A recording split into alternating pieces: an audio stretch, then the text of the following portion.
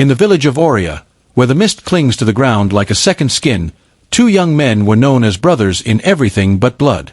Adon was the kind of man who would share his last yam with a stranger, handsome, hard-working, and with a laugh that made the elders smile. Cale, his best friend, was richer, louder, and always dressed in the finest cloth. To the village, they were inseparable. But while Adon looked at Cale with love, Cale looked at Adon with a measuring tape.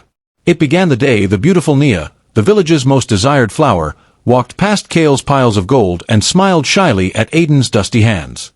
Cale's smile remained fixed on his face, but his eyes turned cold.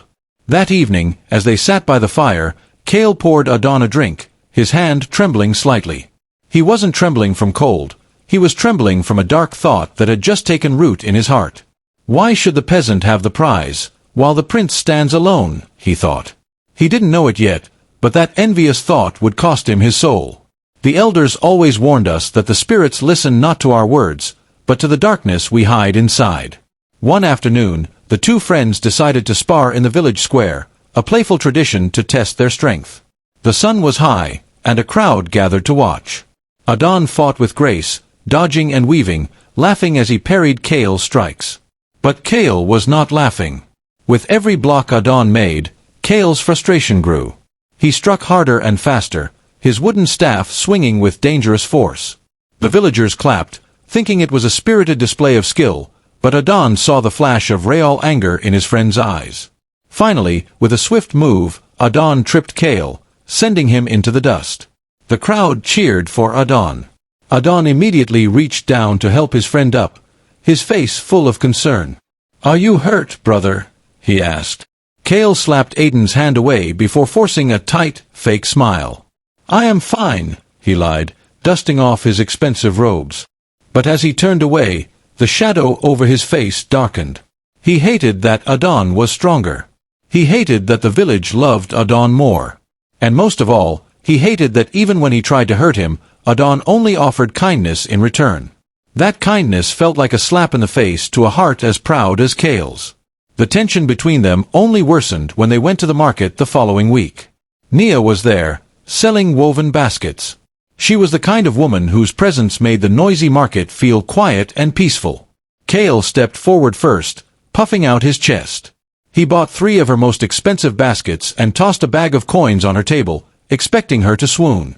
"For the most beautiful woman in Aurea," he boasted loud enough for everyone to hear. Nia smiled politely, thanked him, and set the coins aside. But then she saw Adon standing shyly at the back.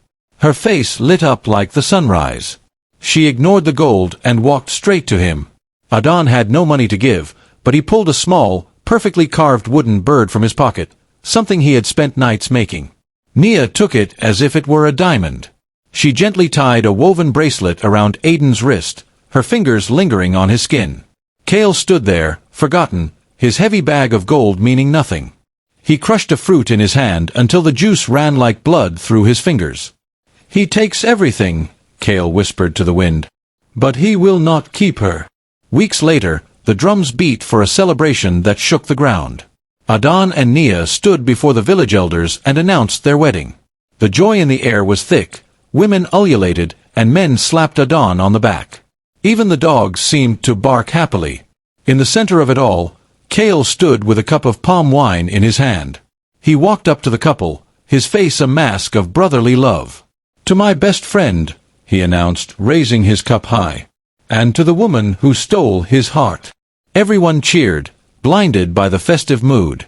But a few sharp-eyed elders noticed something strange. As Cale drank, he subtly poured a splash of the wine onto the dirt near Aiden's feet. In our tradition, this is not a blessing. It is a way to mark someone for the grave. It is a silent curse. Adon, blinded by happiness, saw only his best friend wishing him well. He hugged Cale tightly. "Thank you, brother," Adon said, tears in his eyes. "I want you to stand by my side at the altar." Cale hugged him back, his eyes staring blankly over Aiden's shoulder. "I will be there," Cale whispered. "I promise you, I will be the last thing you see." The night before the wedding, the village was quiet, resting for the big day. But Cale was awake, pacing outside Aiden's hut. He knocked softly, and Adon came out, rubbing sleep from his eyes. Kale, is everything wrong? Adon asked. Kale shook his head, looking frantic. Adon, I made a mistake. I forgot to get the ceremonial gift for Nia. But I know where we can find something better. He told Adon a lie about the midnight orchid, a flower so rare it was said to grant a marriage eternal happiness. It only blooms tonight, Kale insisted, his voice urgent. It grows near the edge of the cursed woods. Adon hesitated. Every child in Aurea knew the cursed woods were forbidden after sunset. We cannot go there, Kale. The elders say the pale bride walks tonight, Adon said, fear creeping into his voice. Kale laughed softly, putting a hand on Aiden's shoulder. Are you afraid of ghost stories? Think of Nia. Think of how much she will love you for this gift. I will be right beside you. Adon looked at his friend, then at the moon. His love for Nia was stronger than his fear. Okay, Adon whispered. Let us go quickly. They reached the edge of the forest just as the moon disappeared behind thick, gray clouds. The air here was different, heavy, cold, and smelling of damp earth and old sorrow.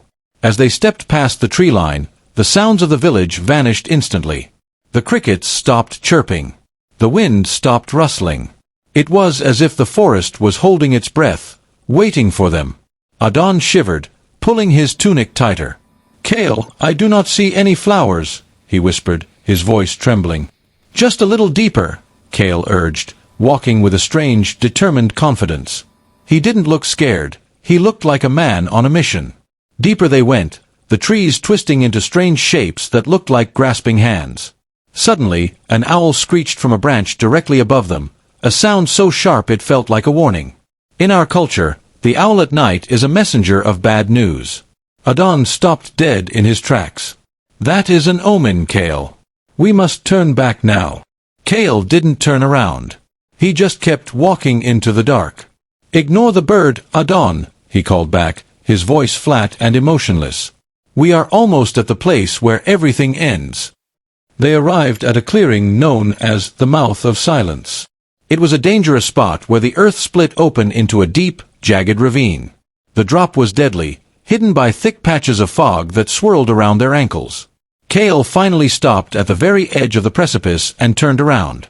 The moonlight broke through the clouds, illuminating his face. He wasn't smiling anymore. There was no warmth, no friendship, only a cold, hard stare. Adon looked around, confused. Where is the orchid, Kale? Kale let out a dry, humorless chuckle. There is no orchid, you fool. The words hung in the cold air. Adon took a step back, his heart pounding against his ribs. What do you mean? Adon asked, his voice barely a whisper. Why did you bring me here? Kale stepped closer, forcing Adon toward the edge. I brought you here because the village is too small for both of us, Kale spat. You have the love of the people. You have the respect of the elders. And now you have Nia. You have everything that should be mine. Adon stared at him in horror, realizing too late that the danger wasn't the forest. It was the man standing right in front of him.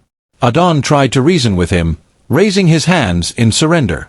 Kale, we are brothers. We grew up together. Whatever jealousy you feel, we can fix it. I will share everything with you. But Kale's face twisted with rage. He had held this poison inside for too long, and now it was pouring out. Share. Kale screamed, his voice echoing off the ravine walls. I don't want your scraps, Adon. I don't want your pity. I want to be the one they look at with pride. I want to be the one Nia holds at night. Kale's eyes were wide and manic.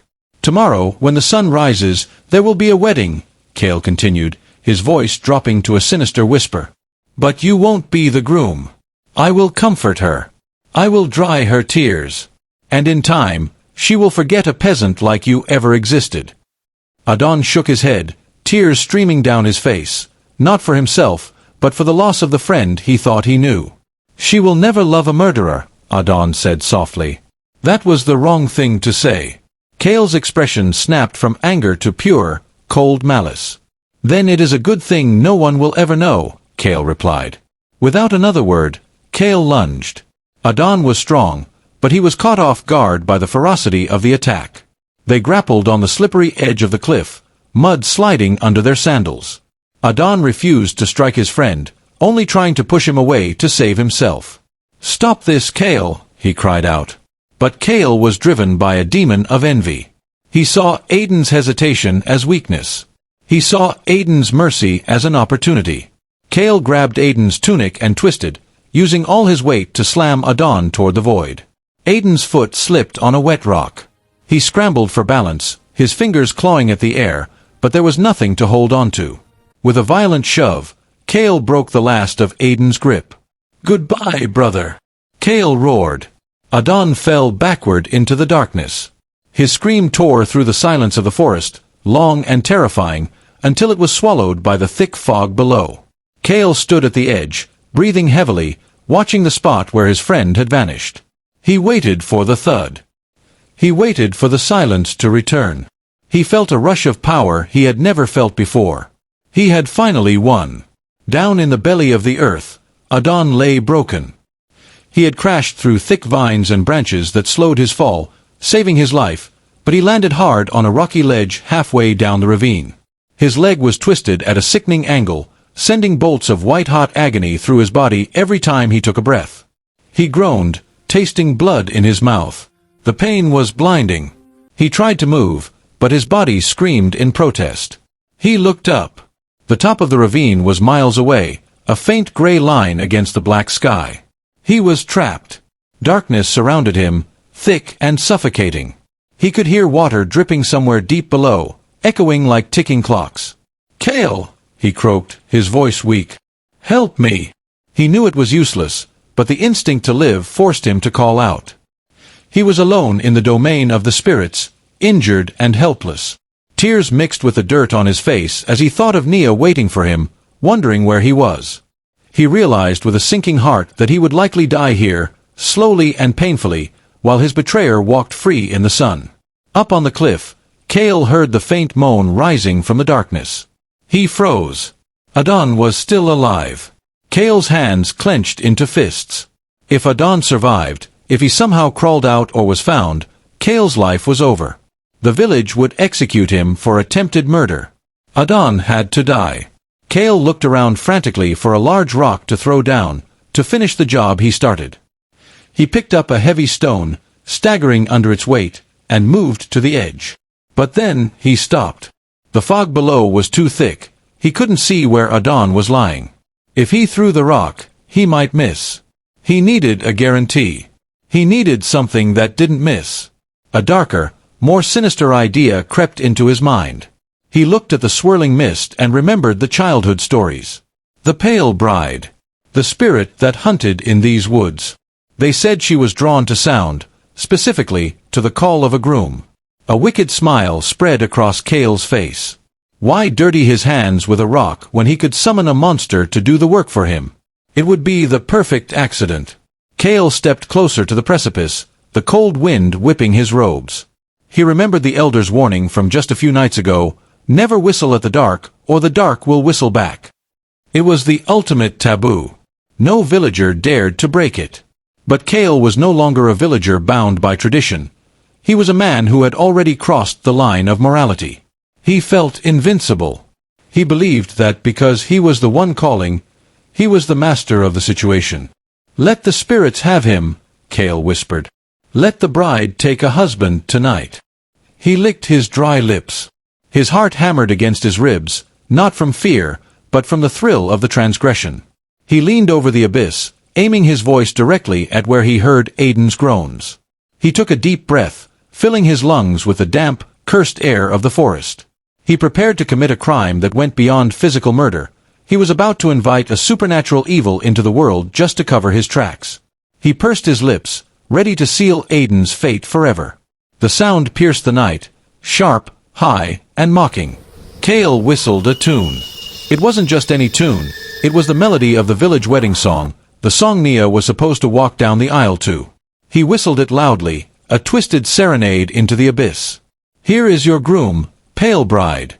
Come and take him," he shouted after the whistle, his voice dripping with cruelty.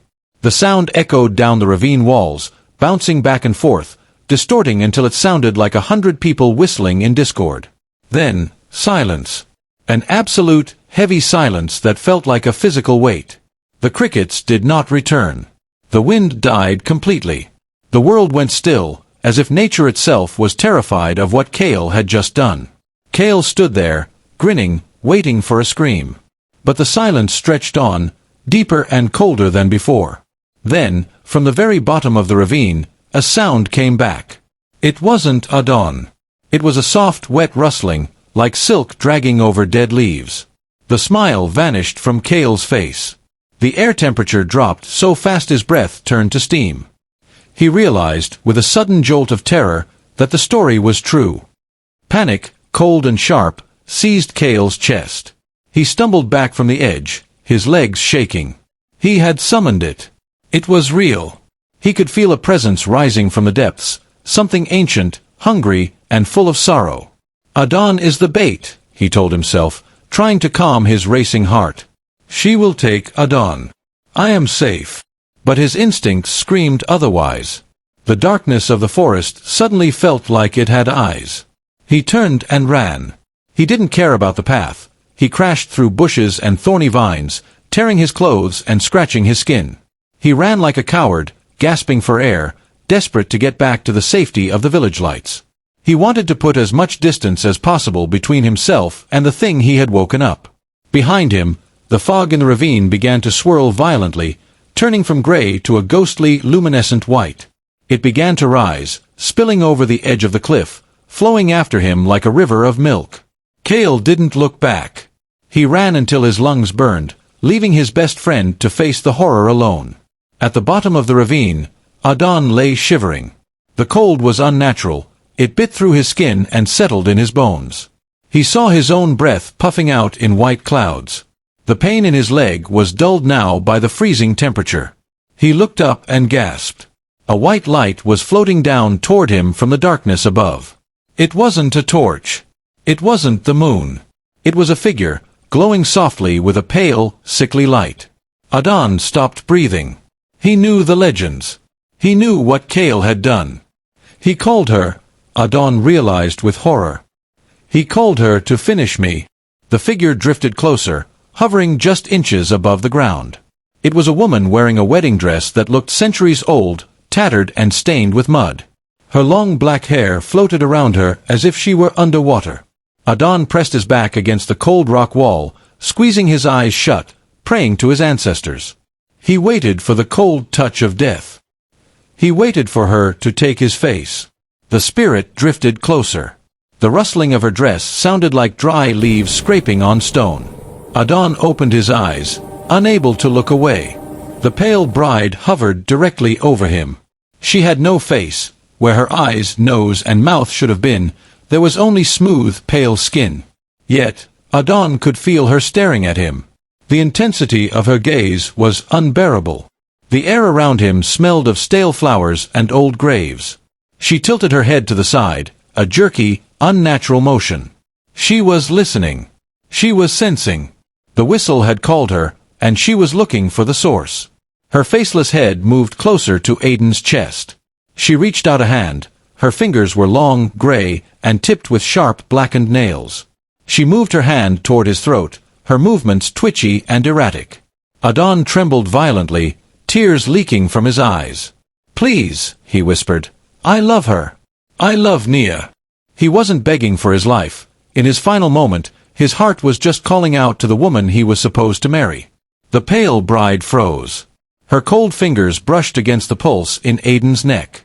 But she did not grip him. She did not tear. In the spirit world, intentions are louder than words.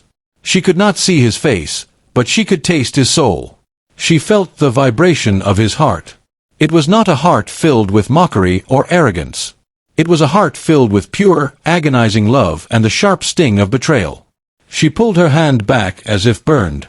A sound came from her, a low, mournful hum that vibrated in Aiden's bones. "You."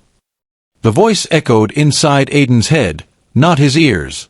It sounded like wind whistling through a hollow tree. "You did not call me. Your heart is silent." She sensed the truth. The whistle had come from above, But this man was the victim, not the summoner. The spirits of justice are cruel, but they are precise. She had no quarrel with a man who was already suffering for love, just as she suffered. The pale bride lowered her hand to Aiden's broken leg. The pain was excruciating for a second, then vanished completely as a layer of supernatural frost coated his skin. She didn't heal it with warmth, she bound it with the ice of the grave, numbing the nerves and holding the bone in place so he could stand. It was a gift, cold and strange, but it saved him. Adon gasped, looking at his leg, then back at the spirit. She began to drift upward, her tattered dress trailing behind her like smoke. She paused one last time, her faceless head turning toward the top of the cliff, toward the direction Cale had run. "I seek the groom," she whispered into Aiden's mind. "I seek the one who mocked the Union. I seek the Whistler." The menace in her voice was terrifying.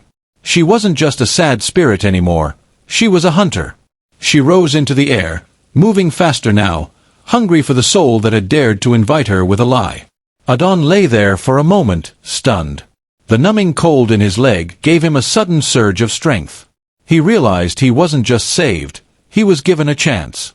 He grabbed a jagged rock and pulled himself up. To his amazement, his leg held his weight. It felt like a block of wood, unfeeling and stiff, but it worked. Adrenaline flooded his system. "Nia," he gasped. "Cale is going to Nia." He had to get out. He had to warn her. He began the climb. It should have been impossible, but fear and fury gave him the strength of 10 men. He clawed his way up the ravine walls, finding handholds in the dark, pulling himself up inch by inch. The frost from the bride's touch seemed to spread through him, making him tireless. He didn't feel the cuts on his hands or the strain in his muscles. He only saw Cale's face. He climbed until his fingers bled, and finally, as the first gray light of dawn touched the sky, Adon pulled himself over the edge of the cliff. He stood up, covered in mud and blood, and began to limp run toward the village. Back in the village, the sun was rising over a scene of chaos. Cale had stumbled into the square an hour earlier, his clothes torn to shreds, weeping fake tears. "Help! Someone help!" he had screamed, falling to his knees in the dirt. The villagers, waking up to the commotion, rushed out of their huts. Nia ran to him, her hair messy from sleep, panic in her eyes. "Cale! Where is Adon?" she cried. Cale grabbed her hands, sobbing loudly. "A beast! A terrible beast in the woods. It took him. I tried to save him, Nia, I swear. I fought it, but it was too strong." He showed them the scratches on his arms, scratches he had gotten from running away through the thorns. The village erupted in grief. Women screamed. Elders bowed their heads. Nia collapsed onto the ground, wailing in a way that broke the hearts of everyone watching. Cale held her, burying his face in her neck to hide his lack of tears. He had done it. They believed him. He was the survivor, the hero who tried his best. That evening, the mood in the village was heavy with mourning. Candles were lit in every window. Aiden's parents sat in silence, too shocked to speak. In Nia's hut, Cale sat beside her. He had not left her side all day. He brought her water, he held her hand, he whispered soothing lies. "I will take care of you, Nia," he said softly, brushing a tear from her cheek. "Adon would want me to protect you. I will not let you be alone." He was already stepping into Aiden's place. He felt a dark triumph swelling in his chest. It was so easy. Adon was gone, and the prize was his. He leaned in closer, about to hug her, perhaps even kiss her forehead. But suddenly, the air in the hut changed. The candle on the table didn't just blow out, the flame turned blue and vanished. The temperature plummeted. Nia shivered, looking around. "Did you feel that?" she whispered. Cale frowned. "It is just the wind," he said. But deep down he knew. The silence had returned. The same heavy silence from the ravine. "Cale," Nia asked, pulling back, "what is that sound?" A faint, high-pitched noise was filling the room. It sounded like a tea kettle boiling, or a whistle. Cale looked around, confused. "I don't hear anything," he said. But then he felt a vibration in his chest. The sound grew louder. It wasn't coming from outside. It wasn't coming from the window. Kale clamped his hands over his mouth, his eyes widening in terror. The sound was coming from inside him. A clear, mocking whistle, the wedding tune, was rising up his throat, forcing its way out through his clenched teeth. He tried to cough, to scream, to stop it, but he had no control. His vocal cords were vibrating on their own. Nia stood up, backing away from him in horror. "Kale, what are you doing? Stop it!" she cried. Kale shook his head violently, tears of panic streaming down his face, clutching his throat. He wasn't whistling. The whistle was whistling him. The sound was so loud now that villagers outside heard it and came running. They gathered around the hut, staring in confusion. Kale stumbled out into the open, falling to his knees, clawing at his neck, the cheerful wedding tune blasting from his mouth like a curse. "The taboo!" an elder shouted, pointing a shaking finger. "He has the mark of the whistler." Just then, the crowd parted. A figure limped into the firelight. It was Adon. He was covered in dried mud, his clothes in tatters, looking like a corpse that had clawed its way out of a grave. The village gasped.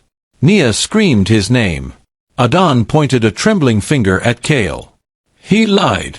Aiden's voice was raspy but strong. "There was no beast. He tried to kill me. He whistled at the dark." Kale looked up at Adon, his eyes begging for help, but he couldn't speak to defend himself. Only the whistle came out, louder and louder, drowning out his pleas. Then, the mist rolled in. It didn't come from the sky, it seeped up from the ground, swirling around Kale's legs. The temperature dropped so low that the village fires flickered and died. The villagers screamed and scrambled back.